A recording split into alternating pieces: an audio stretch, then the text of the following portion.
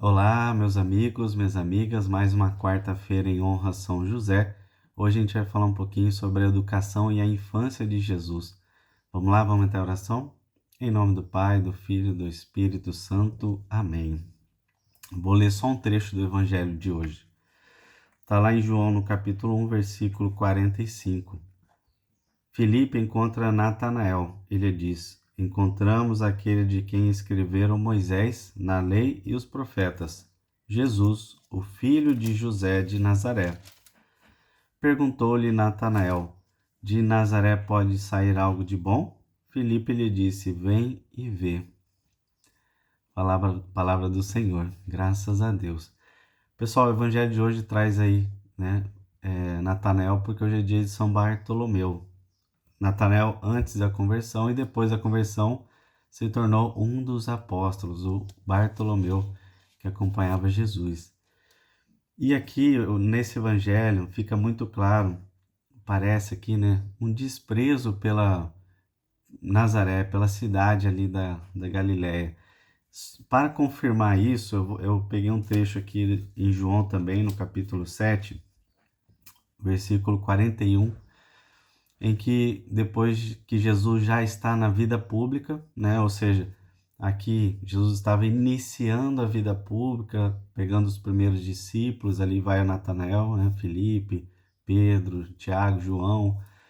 E aqui não, aqui já está, né, rolando as pregações, muitos judeus se debatendo quem é Jesus, se Jesus é profeta, se Jesus é o Messias, né, etc.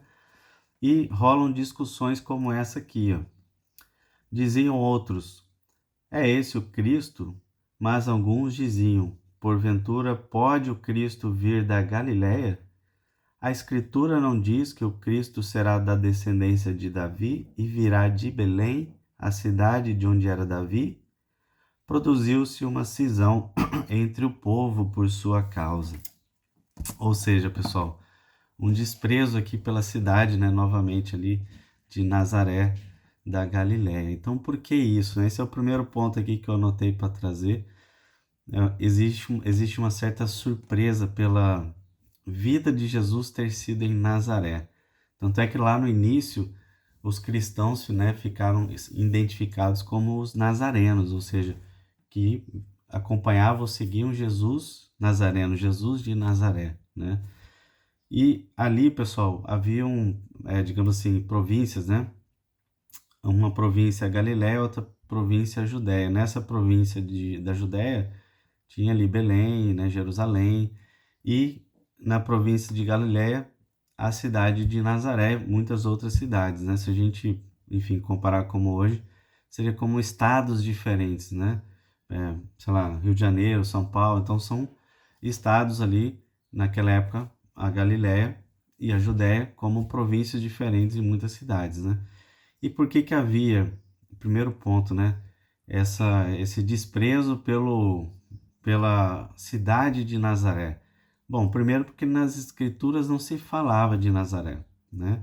Até se falava ali da Galiléia, enfim.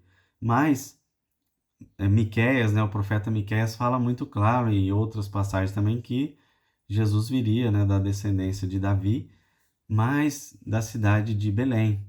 E isso ficou marcado ali entre os israelitas, né? E a cidade de Nazaré, e como muitas naquela região, eram cidadezinhas pequenas, pequenas vilas, né? Não tinha nada demais. Existia até uma rixa ali entre os israelitas da Galiléia e os israelitas da Judéia, que eram judeus, né? E ali em cima os israelitas da Galiléia, no mapa fica mais para cima, né? Era uma cidade ali na região de uma rota comercial muito grande, então havia muitos estrangeiros e não havia nada além disso, é perto do mar, né, perto de porto e muita rota comercial. Então, se os próprios israelitas, né, os judeus ali olhavam para a província de Galiléia como uma região de pouca tradição, uma tradição menor, poucos estudos, né, uma região ali para a visão religiosa irrelevante, né? Simples assim. Então, quando falou-se que Jesus era aquele Jesus, o filho do José, simples José, e daquela região também ali, simples, aquela região ali que, né, não tinha nada. E esse ponto, pessoal, é importante para ficar claro. Então não havia, digamos assim, uma expectativa de que dali, né, viria o Messias, o Salvador. Eu vou para o segundo ponto aqui. Quando existiu a fuga, né, para o Egito, ou seja, a ameaça ali de Herodes, né, assassinar e assassinou muitos bebês, né, Jesus foi para o Egito. E na volta, ou seja, já Jesus ali no meio da infância, com um pouco mais de idade, talvez 5, 6 anos, 7 anos, né, o José traz a família, né, para a Judéia novamente. Mas chegando ali, ele percebe a ameaça de Arquelau. E novamente, São José é avisado em sonho, provavelmente através de mais uma vez com o anjo, a quarta vez, né, que São José é relatado nos evangelhos, né, que São José é avisado por Deus. E nesse aviso é para ele voltar para Nazaré, voltar para Galiléia. E ali vai, né? Ainda existia uma ameaça de Arquelau, que era filho de Herodes, né? E São José permanece na casa deles em Nazaré. E aí, enfim, passou pouco tempo, Arquelau caiu, né? O pessoal ali de Roma assumiu, digamos, a região. Não havia tanto risco na Judéia, mas mesmo assim, Deus permite, ou seja, Deus permite que a vida de Jesus ocorra em Nazaré, ocorra ali, né? E por que isso? Esse é o segundo ponto que eu quero trazer. Deus sempre trouxe isso muito claro, né, pessoal? A vida de Jesus como uma vida simples, uma vida, é, talvez a gente pode dizer na pobreza, mas muito mais que isso, né? Não tendo ligado a bens financeiros, mas uma vida simples, uma vida dos humildes. Poderia ter Jesus nascido e vivido num palácio? Sim, sendo criado pelos melhores doutores, né? Pelos profetas, pelos mais estudados da época, da região, e ter dado para ele uma educação daquele nível, né? Hard ali, mais completo, etc. Não. Deus consentiu que Jesus tivesse uma vida simples, uma vida humilde, uma vida de criança como as outras crianças. E essa é a nossa fé, né? A igreja nos diz o seguinte, que Jesus tem uma natureza divina e uma natureza humana. E essa natureza humana, Jesus tem uma alma humana. Ou seja, Deus criou uma humanidade para si. Antes, é óbvio que Jesus sempre existiu antes de tudo, né? Na Santíssima Trindade ali, junto ao Criador. Mas existiu esse momento em que Deus, ou seja, Jesus, criou uma humanidade para si e habitou entre nós. E como nós, Jesus tem uma alma humana, né? E pessoal, existia essa necessidade de preencher essa alma humana, assim como nós, com o Santo Espírito, com a graça de Deus, né? Claro que numa medida aí é, incomparável, né? Se a gente, vamos supor, que a nossa alma tem um balde para a gente encher com a graça de Deus e com o Espírito Santo, Jesus é o oceano todo, né? Não tem medida. Então essa graça, digamos assim, essa plenitude do Espírito Santo em Jesus não tem medida. Nós sim, né? Nós temos essa busca incessante e a limitação nossa natural humana, né? Mas Jesus era também uma pessoa divina, né? Então a gente não pode esquecer isso nunca. Então, pessoal, olha que humildade incrível, né? E isso, se a gente olhar para a nossa vida hoje, Jesus fez questão de mostrar para a gente o caminho, e o caminho passa pela humildade, passa pela vida simples, passa pela vida de família, por uma família com outras crianças, com, enfim, parentes, amigos.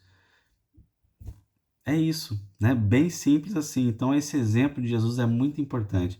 E vou para o ponto 3, pessoal. Ponto 3 aqui para mim que é o item mais importante, principalmente para os pais, né? Isso aqui é um ensinamento hoje que veio para mim assim como uma graça muito grande. Primeiro, se a gente olhar para a obrigação de São José e Maria na educação de Jesus, que responsabilidade, não é?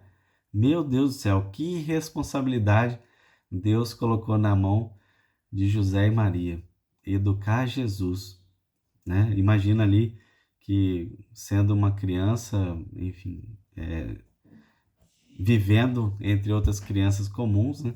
Mas uma criança diferenciada e com uma responsabilidade que é incalculável para mim, para você, enfim, como é que a gente mede isso, né? Certamente foi difícil. Mas no livro aqui, o sacerdote Edward Thompson, ele traz dois pontos muito importantes que eu quero trazer para vocês. Primeiro, dois comportamentos da criança, né? Que é muito comum, enfim, naquela época e até hoje. Primeiro, criança observa, criança imita. Então, a criança, nesse desenvolvimento todo, ela vai aprendendo olhando e repetindo, repetindo padrões, né? Vendo como os pais se comportam e imitando aquilo. Então, esse é o primeiro comportamento básico de toda criança, né? Qual que é o segundo que ele lista aqui e traz como importante também? A curiosidade, o desejo de conhecer, da sabedoria, né? A criança fica ali o que? Buscando, tem mil perguntas, né? Para os pais, etc. Sempre trazendo questionamentos, interrogatórios. E esses dois comportamentos, pessoal, se a gente entender isso como pai, como mãe, a educação se torna mais simples. Por quê? O primeiro, ou seja, sabendo que a criança observa e a criança imita, você precisa ser o bom exemplo. Simples assim. Sede perfeitos, né? Como o Pai é perfeito. Sede santos, porque o Pai é santo. Sejamos santos nós. Tenhamos uma vida buscando virtudes, claro que com erros, né? Mas buscando acertar, buscando crescer, buscando aprender, buscando se desenvolver, buscando de fato a santidade. Isso, pessoal, para as crianças que vão olhar os pais nesse caminho, não precisa de outra educação. Essa é a melhor educação, como se diz o exemplo, né? Mas isso é o suficiente? Não, porque existe o comportamento do questionamento, dos interrogatórios, das perguntas, das dúvidas, das curiosidades das crianças. E aí entra um outro comportamento muito importante para os pais, né? Primeiro, buscar essa perfeição da santidade. Segundo, eu não posso negligenciar essas dúvidas das crianças. Eu preciso suprir. Eu preciso primeiro, né, para responder essas perguntas, eu preciso aprender a ouvir. Ou seja, eu preciso estar atento a ouvir as crianças. E nesse ponto, ouvindo, né, vão surgir dúvidas também para nós, como pai e mãe. Então é importante você buscar essas respostas muitas vezes e dar ali, né, a resposta adequada para o filho ou filha. Veja como Jesus, aos 12 anos no templo, ele interroga e questiona e responde ali os adultos, né, os fariseus no templo.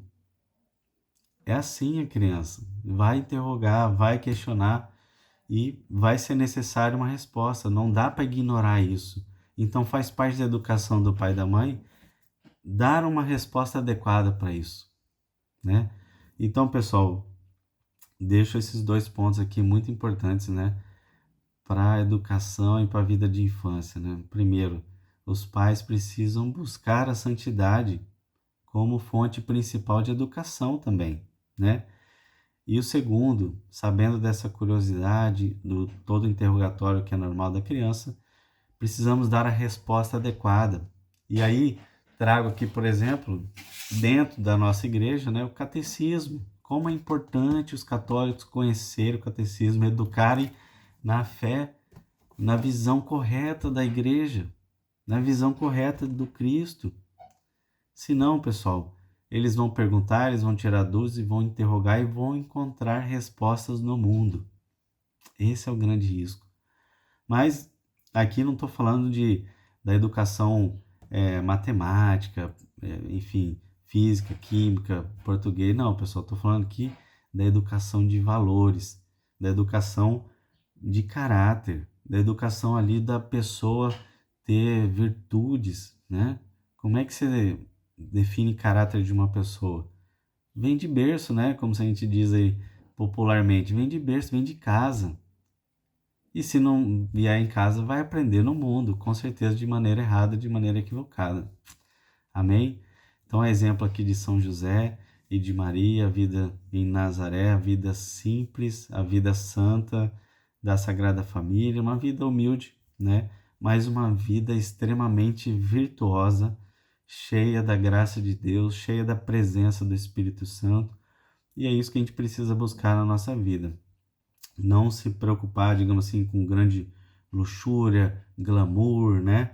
Status, quantas outras coisas hoje o mundo nos pressiona para ter, né?